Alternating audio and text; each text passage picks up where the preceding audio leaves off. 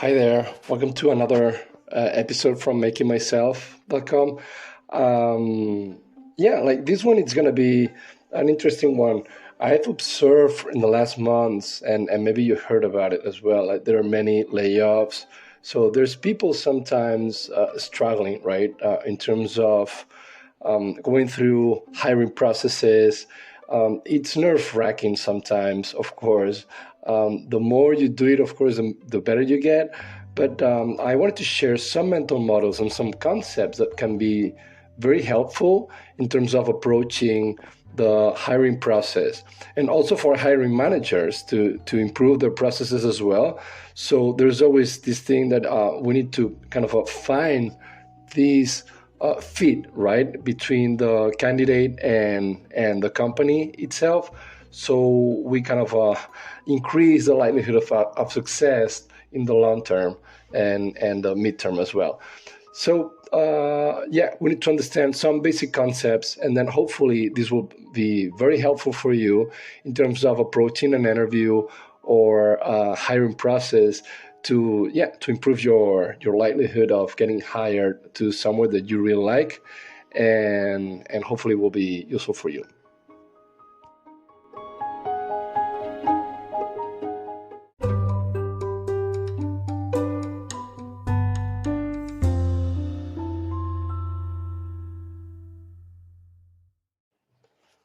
So one of the most important concepts that we need to have in mind in terms of looking for a job, right? It's the opportunity cost.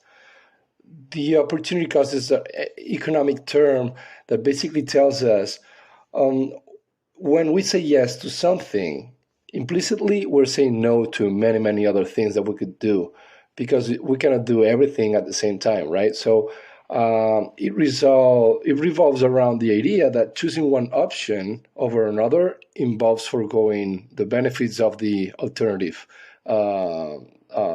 option, right?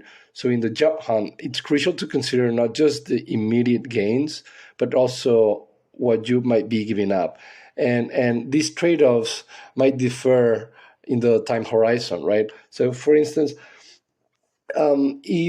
if we pick a job today that may be paying money today, but we need to sacrifice hours of today's hours that could be allocated to improve the likelihood of getting a better job in the future, or a job that we like better, then it might not be a good option, right? So, for instance, if I want to be a fireman, and I pick to get a job that pays my bills today, but it takes so much time from me that I cannot prep for the test and all the trials that I need to go through in order to become a fireman in the future. This trade-off might not be the cost of opportunity. Basically, is too high, right? We don't need to think only in terms of salary or economic terms. We also need to know what are we valuing and what do we want to do in the future, because otherwise, if we don't have this in mind, we will make the wrong decisions in the short term that it will be impacting us on the long term. So these opportunity costs are always to have it in mind, right? Like if we enter into a hiring process for something that we only see at the short term, we need to understand what are we giving up on the midterm and the long term. And despite the time horizon, there's always a trade-off also in the short term. So if we want to strike work-life balance, right, there's some jobs that require more of our time versus the time that we could dedicate to our family, right? It depends also on the stage of life that you are in. So, and also the pressure that we have, because if you don't have any job today, you might feel more pressure to pick the first thing that it comes up, because basically there's a pressure to pay your bills, of course, versus if you already have a job, right? Then you are a little bit more picky, and you can be a little bit more picky, and that's a position that you want to be in, right? You want to have more alternatives, and it kind of helps you to make better decisions. And that kind of brings us to the next point, which is the BATNA. So BATNA is a term that it's commonly used in terms of negotiations, right? BATNA stands for Best Alternative to a Negotiated Agreement. So if we have the other options, if we don't get the job, and our best alternative is to kind of stay the same because we already have a job and we don't really feel forced to pick up the other job. This gives us a lever in terms of negotiating salary, negotiating conditions for a job into the next job. It's very different if you don't have any job because your BATNA kind of it's worse, right? Because if you don't have any job, you don't have any salary, the best alternative, it's too costly for you. So we always want to stay into a position that basically improves our chances of being better in the midterm, long term. And to keep this in mind, it's a huge asset for us when we get to go through the process. The higher the best alternative we have, the better, because we're gonna feel more confident during the hiring process. We have, well, maybe nothing to lose, right? So we might ask for higher salaries because you're already better off. And it's kind of the opposite if you don't have it, because you feel pressured and you give all the lever and all the power to the hiring manager that can take sometimes advantage of you, and you need to have this in mind. So the better your position is, the better your best alternative to a negotiated agreement is, the better you're going to go through the whole process, the more confident and the better outcome you can expect from the whole process. So depending on the context that you are in, if you want to improve your BATNA, right? Like you don't want to rush into decisions. If you are not pressured, you can lever different processes at the same time because you might have different offers. Once you have the different offers, then you have more leverage when it comes to negotiating the conditions for different types of jobs. And of course, it's always better to have options. Although it might be nerve-wracking as well to have many, many options because you don't know really what to pick. But it's always better to have more alternatives because there's always something better that you could pick. And rushing into kind of making a decision and picking the first thing that comes up might not be the best choice, unless, of course, the context that you're in kind of pushes you towards that way. But you always need to try to improve your position in terms of having more leverage when going through the processes, and staying in this calm mindset, right? That, okay, if the process doesn't go well, the worst thing is that I stay the same and I'm not that bad, right? That's when you're so relaxed and so confident, then you actually perform better in interviews. So we want to stay in that kind of a position.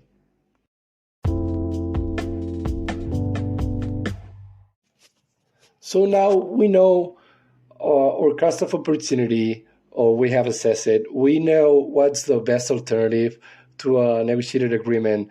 Of course, since we are kind of a company demands or skill set, right, in terms of doing a job, and we offer that because this is kind of the job market, right? There's demand and there's supply.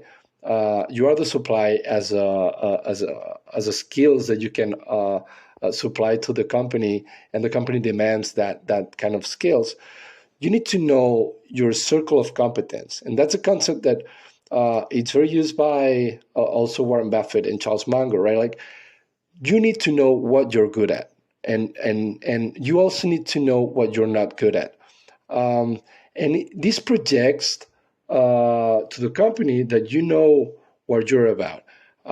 So the importance of operating within your area of expertise and knowing what you can do, it just gives so much confidence in terms of showcasing your strengths within the circle of competence. It's key, right, for the hiring manager, because it's not key,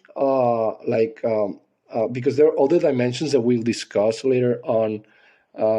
So it's not the only thing that the hiring manager is going to check for. Um, but you need to know what's your circle of competence, because they're going to be normally tests in terms of proving that you can do the technical stuff that you need to perform in order to make the job, right? Like, of course, and we only focus on this normally for interviews. We think it's going to be all about proving that you can do the technical stuff. There's so much stuff that you can, or we should also project to the hiring manager as well, because, and you can also kind of expand the circle of competence that you project to the hiring manager. For instance, if you are in a role that you have actually transferable skills, you can project that this circle of competence is it's actually wider than the it may appear from your CV, right? For instance, if you are in an office or in an industry that it requires some skills, but those skills can be transferred to other industry because you want to maybe move on into another industry. Maybe let's say you're in a pharmaceutical industry, and you have negotiating skills because your former role kind of wanted to or required to have these negotiating skills. Negotiating skills, you can pass it to other industries as well. And these technical skills or hard skills as well, normally soft skills, they can be transferred quite well across industries, and some hard skills as well. So we need to know, okay, what are my hard skills and soft skills that can widen my circle of competence, so I can project that into the hiring manager.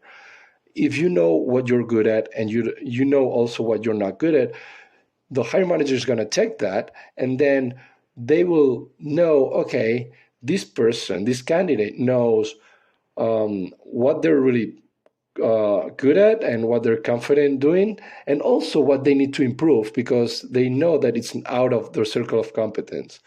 What is a turnoff for hiring managers is that seeing someone that they think that they know a lot, but then they actually are not good at this stuff. But if they know that they know that they're bad at something, they know that they have to improve it, right? So this concept of the circle of competence, it's critical. Not only knowing what you can do, but also knowing what you cannot do, and knowing also what transferable skills for that specific role you can sell when you're going through the hiring process. Now that we know about the circle of competence and the technical skills, which is kind of obvious, right? That we're going to get tested for demonstrating that we can do what the job requires. There's one dimension that we normally ignore. Hiring managers sometimes, and even the people that are actually going through the process, the candidate, which is the energy. This dimension is critical, because whatever you lack in terms of competence and technical skills, you can compensate with energy. But by energy, I mean, what's your motivation, right? How bad do you want to stay in that or to be in that specific role and that job in that industry? You need to try. You need to communicate that. You need to kind of project that you'd love to do that stuff, and because imagine, like, okay, let's take into the sports area, right? Imagine the best the sport that your favorite sport. Imagine this athlete that is so good, it's super good, it's super talented, that everyone, any team or any coach would love to have in their team. Have you pictured it? So now imagine that he doesn't want to do it. He doesn't want to work. So it doesn't matter your God-given talent and how good you are, that if you don't want to perform, if you don't want to do it, it doesn't matter. It doesn't matter. Because even if you're natural, but you don't want to do whatever it's required for the role, it doesn't matter if you're super good at something. So actually, it's even the opposite, right? We can actually, depending on the seniority that the role requires, this energy that you have, it will compensate for the lack of technical skills that you might have. And sometimes this actually catches up, right? You might have a star in your team, but if they don't want to work, someone that is less capable at the very beginning, if they have the energy, they're gonna kind of accelerate the learning curve that they're gonna surpass anyone that was super good a few months or a few years ago. So this dimension, energy, needs to be written by the hiring manager and throughout the process. And of course, it's kind of innate.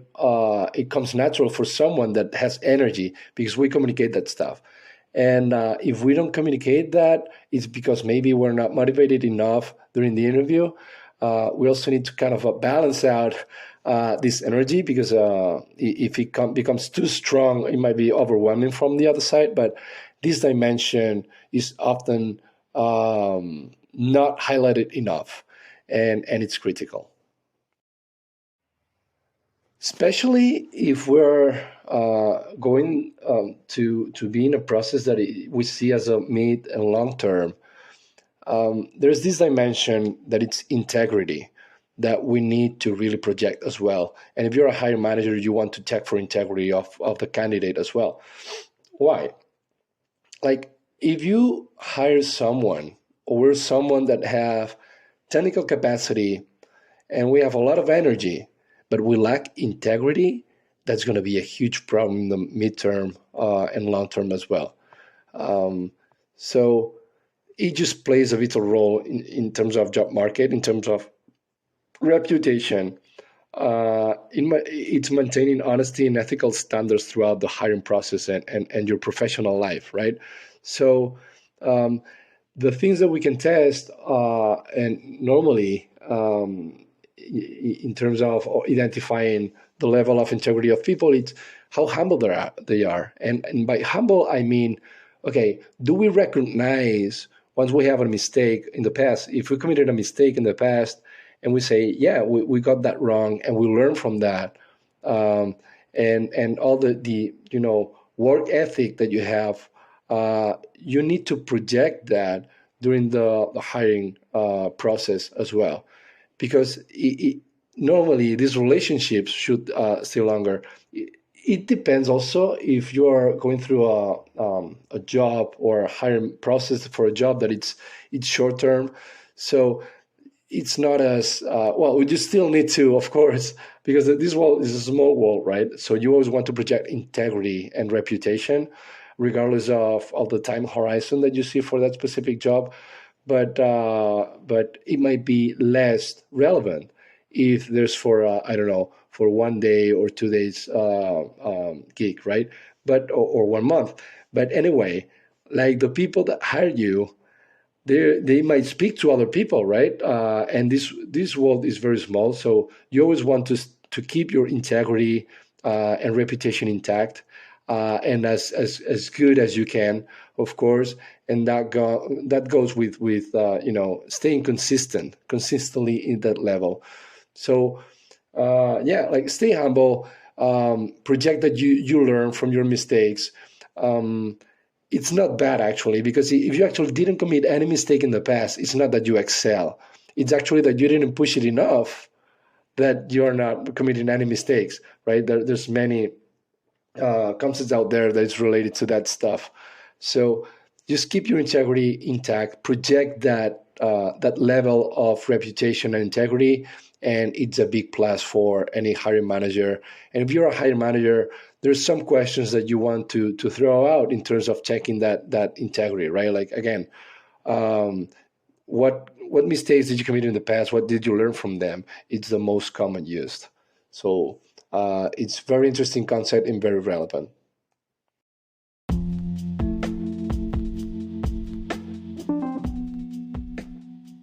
So another very relevant point is the culture fit.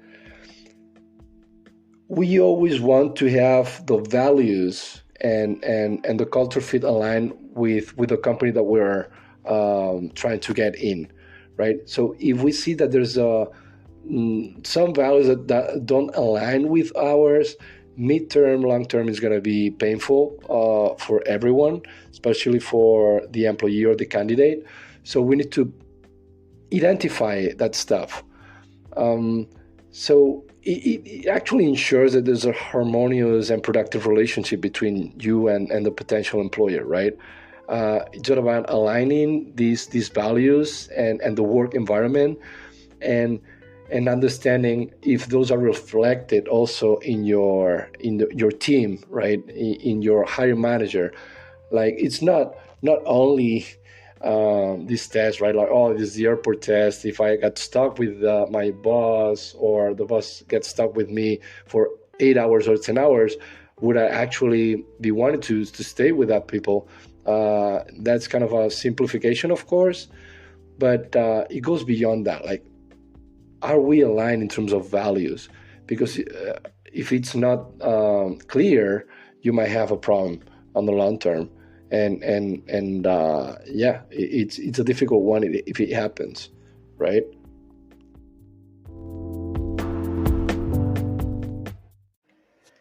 Having said that, we always forget that it's a mutual assessment. It's not only the company trying to or kind of opening the doors for you to get in. You also need to assess the company, and maybe it's you that you don't want to get in, especially when we are less experienced, right? And we've been through some bad experiences in different companies, that then we realize, okay, I'm not going to go through that again.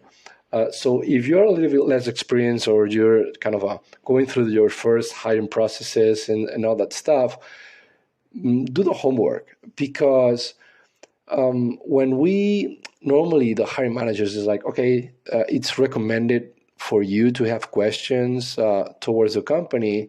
It's not only to kind of fake it and see that you have interest in the company. It's also to assess, okay, do you really want to work in that company? Do you really want to work for that specific supervisor or manager? Because it actually can make your life miserable. Because you have to stay long hours, or maybe not long hours, but a lot of time with them. Do you actually want to know a little bit more of the company? What's the strategy? What are your teammates like? Does the company actually help you to get to know your teammates before working with them? Because those are core values of companies as well. Like, they either put you in a team and you don't even know them, and the company doesn't even care, versus the company really wants to make sure that you enter into an environment that you're going to thrive with the people that you enjoy working with. This is a huge difference, and you need to assess that stuff from your perspective. So it's not only the company hiring you, you are also somehow hiring the company.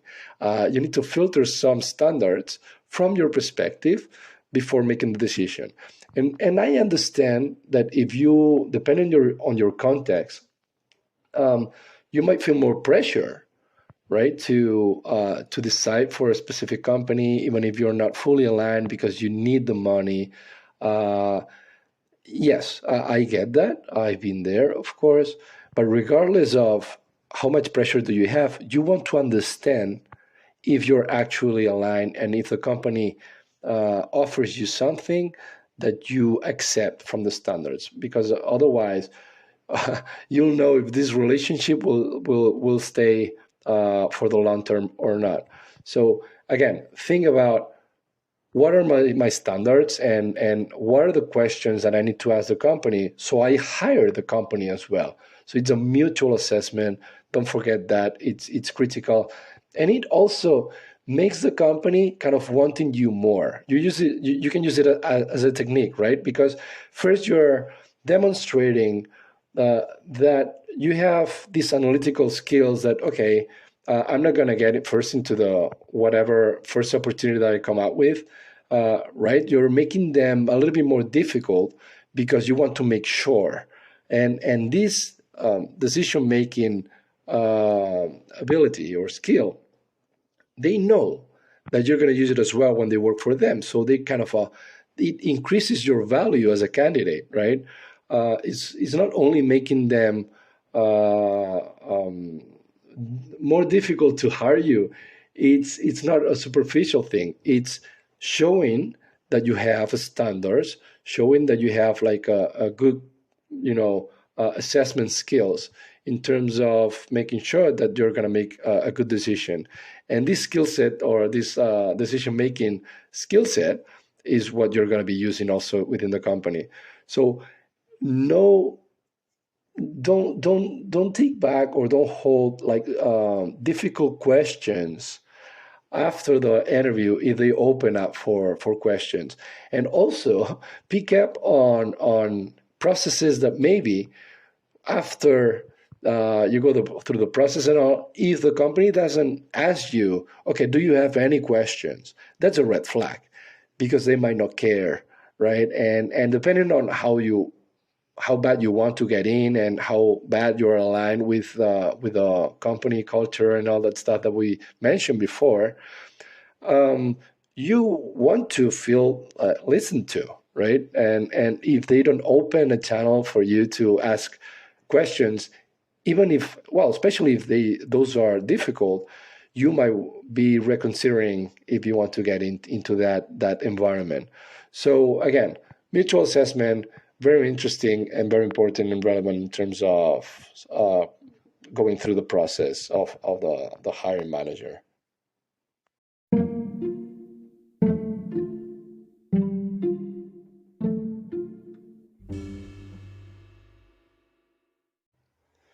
All right, and last but not least is this concept of failing forward. Nobody wants to fail. That's a fact, right? We explored the fail forward model, encouraging the view of failures as stepping stones to success. So learning from setbacks it's crucial for personal and professional growth, and we don't need to take it personally. It's a numbers game as well, right? Like we go through different interviews, we go through different processes, and we get to learn and get insights. And that's why it's important to ask questions to hiring managers, because we can get insights from the roles that we were aiming to and from industries that we might be shooting for. So this is kind of a learning curve. So we keep failing till we get the win, but it's not a fail per se if we learn from the process. All right, so there you have it, 8 powerful mental models to supercharge your job hunt and interview process. Whether you're a candidate or a hiring manager, integrating these models into your approach can make all the difference. So if you're looking for a job, I know if nerve-wracking, just stick with it. Hopefully this episode helped you in terms of adding some colors in terms of preparing for the interviews and checking some dimensions that can help you. Also, if you're a hiring manager, there's some things that you can check there that are relevant, that help me a lot. I've been in the both sides of the table. I've been looking and going through many processes as a candidate and also as a hiring manager for building teams. And it helped me a lot going through those dimensions. If you have any question, especially if you're a candidate, let me know if I can help in any way. I know, again, it might be difficult, but I'm always interested in helping you in that sense, and wishing you and rooting for you so you get the best job and the best career path that you can afford. Don't lose motivation, and just keep working, because in the end you're going to get what you're looking for if you put the effort. That's for sure. So thanks so much again. Please check out MakingMyself.com. There are so many different models out there. I having this approach of, okay, how we apply these mental models to specific objectives and goals that we might have. The job market, it might be getting difficult out there, so that's why I wanted to show some love and hopefully get some insights that might help people to approach the interviews better. And yeah, thanks so much for listening. Again, your feedback, it's super welcome. If you have any specific questions, you can reach out to me through Spotify form or makingmyself.com. The contact form list is there as well there. If not, Freddy at makingmyself.com as well, Fredi at makingmyself.com. Feel free to reach out to me. So again, thanks so much, and I'll see you guys next time. Take care. Bye.